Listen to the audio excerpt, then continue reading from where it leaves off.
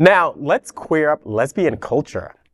The out lesbian CEO of South Florida Symphony Orchestra leads classical music to new heights. Jacqueline Lorber, the CEO and president of the South Florida Symphony Orchestra, is a trailblazing figure in the classical music world. Renowned for her dynamic leadership and fundraising prowess, she has propelled the symphony to unprecedented success, overseeing its growth to over 50 concerts and events annually with a $2 million annual budget. Her journey to the helm of the South Florida Symphony Orchestra began in 2009 at the GLBX event, where she met her now wife, Sebrina, her spouse, and the orchestra's music director. Since then, their partnership has transformed the symphony, forging deep connections with the community and expanding its reach to venues like the Parker and the New World Center in Miami Beach. Under Jacqueline's guidance, the South Florida Symphony Orchestra has also championed inclusivity, creating initiatives like the LGBT-centric Out with the Symphony Group in collaboration with the Pride Center. Her contributions to the arts have been recognized widely. Beyond this work, Jacqueline has been a driving force behind initiatives like Cultural Cares, which raises funds for disaster relief efforts.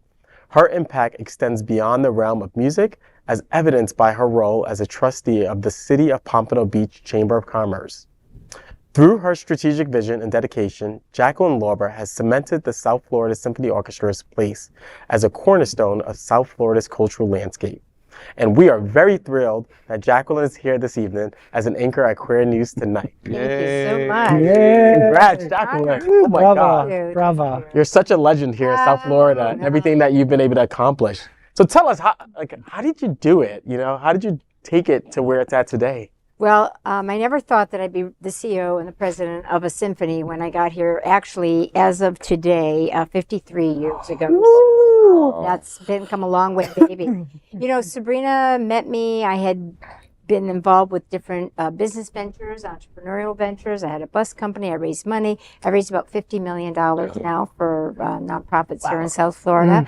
Going back to the Ranch Room 27 years ago that I just visited 2 weekends ago, to the establishing of South Beach as a historic district with the original Miami Design Preservation League. My roots are really deep. I have a son that has diabetes, so I helped build the Diabetes Research Institute, and when that all was done, I had to get him to his activities. I started a bus company. I sold it. I came back. I got introduced to Sebrina, and now she hired me. I'm going in my 15th season. She told me to run. I was overqualified. I kept saying, I can do this. I can do this. And she says, no, I know you can do this, but you should run. Because really here in South Florida, it is up to the individuals to support the arts. It is not supported by corporations. It's in Broward, we're blessed to have a culture division that is behind us, but otherwise it's very, very slim in terms of dollars. And so it's really 96% of the fundraising is through individuals' participation, their personal foundations, and their donor-directed gifts in organizations. Maybe they have their funds at our fund or the Community Foundation of Broward, the Florida Keys, the one in Miami, the Miami Foundation. But mostly it's individual people that we have relationships with that invest. And I always say our real challenge, and it's not just ours, it's the opera, it's the ballet, none of us have a venue. So we are guests in these venues. And people think because we're at the venue that the venue is paying for us to be there. They do not realize that we raise all of the funds to be there. And with the exception of some co-production, that is the case. And so it's really a big challenge to do. And we're the only organization in 3 counties. We are here in Fort Lauderdale, in Miami, and in the Keys, where Sebrina started the symphony 27 years ago. I have a question to ask you. It's kind of selfish. But with all the fundraising that you've done, what would be your advice on, let's say, I don't know, pulling something out of the top of my head, filmmakers? What would you suggest? Glad you asked that question. What's the best way for like filmmakers to raise money for their projects? So we just did that for our concert last January that happened at the New World Center. We were already doing the work of a particular piece of music called Aklawaha, The Tales My Father Told Me by John Gotch. And the Florida Defenders of the Environment heard that we were going to be doing this concert, and they approached us, and lo and behold, we had just weeks to put together the dollars to record that, and it is now going to be in the Fort Lauderdale International Film Festival in November. Is it part of a certain movie? Is it a soundtrack to a movie? We created a documentary of that work with Sebrina conducting the orchestra at the New World Center, and we've just been told that we're going to be included in the film festival. So it was really going to people that care about us, and I always say, for us, if you're involved with our organization, it's because you love the music and you love us. Yeah. Because we don't have a building to put your name up on. We can put your name and a QR code in a program book, but it's really about the art form and the people that are involved with it, our commitment to education. We used to serve a couple thousand kids a year.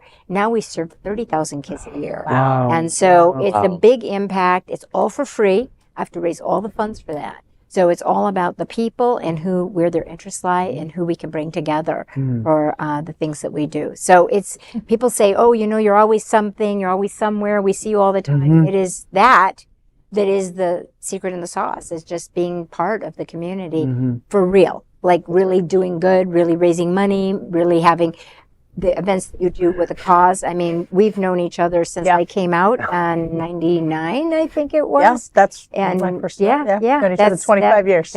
That's really, what we do is with intention. We both started when we were like 15. Of course. So tell me, a typical performance, you get, 50 visitors, 50 guests? How many people do you get? For the orchestra? The orchestra. Oh, well, our Beethoven 9 had over 200 people on the stage, so we had the full chorus and the orchestra. The orchestra tends to be about 85 people that perform, and when we perform, we're on tour. Right. So to answer your question, this is the craziness of January. January, we had the rehearsals for 3 rehearsals. Then we had the performance at the Parker. The next morning, Thursday morning, we were back at the Parker for 2 sets of 1,000 children each for our education program. Thursday night, we went to Miami and did the concert. Friday, we drove to the Keys. Saturday, we had a memorial and the concert in the Keys. Sunday morning, we did a fundraiser on a boat. Monday, we did 1,000 children in Key West High School. For the elementary school kids, bussed in, comp trained in, every kind of way that you can imagine, pack up the show, and then go to marathon. That is a typical week in the symphony. Wow. Where do you get all that energy? Like, I complain when I have to go get the mail, for God's sakes. So I was wondering, what kind of an impact do you think the 2022 Kate Blanchett movie Tar had on lesbians and classical music? Well, I surely wish that they had done the story on the men. That is really a story that happens within the world of classical music, and it really doesn't happen in the world of women. So I think they might not have done that in the way that I would have liked to see it. And so I think really, as with Maestro, I think that the focus really needs to be a lot more about the music, truthfully, and not the dysfunction of that Personalities. Yeah, yes. right. But speaking of that, next season we received the permission from the Bernstein Foundation to present his version of Candide, and we are talking with Jamie about having her with us, and we will bring that to all 3 communities. So we're very excited about that. It's amazing work, Amazing. and you've done a great job. You're pretty iconic in this community here and everything that you've done. And for me, selfishly, I want you to come fundraise for Pride Lines. I got her first. Come on, we can share her. I mean, come on. And we want you guys wrestle for it? We will. Yeah, right.